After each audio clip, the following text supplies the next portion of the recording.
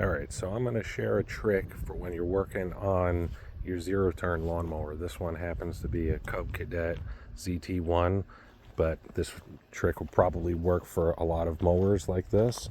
So what I got going on is I had to change the PTO to crankshaft bolt because mine actually sheared off. But this may be something that you might have to do if you're changing the PTO clutch, which is what this is here, which is pretty simple. You just have to take the belt off right here. It's that single bolt in the bottom and one plug, and then that comes right off. But so I got my bolt in, and I'm going to torque it down with my torque wrench here, and you get to, maybe halfway there, like, maybe like 30 foot-pounds or something, and what it does is it just starts spinning the motor, and you can't finish torquing down that bolt. So how do you hold back on the crank? There's nothing here to put a wrench on or anything, so here's the trick.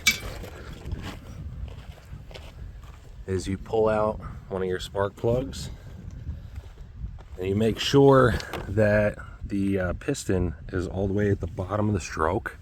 So what I did is I took an extension, put it in the spark plug hole like that, and you take your ratchet or whatever you're using, a wrench, put it on that PTO bolt, spin the motor until you see this extension go all the way in, and then when it starts on the compression stroke, it'll start to push back out. You know that you're right at the bottom, right?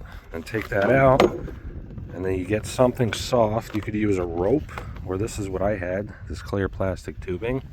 You take it, you feed it right into the spark plug hole, and you just keep pushing it in until you can't get any more in there. Just keep cramming it in.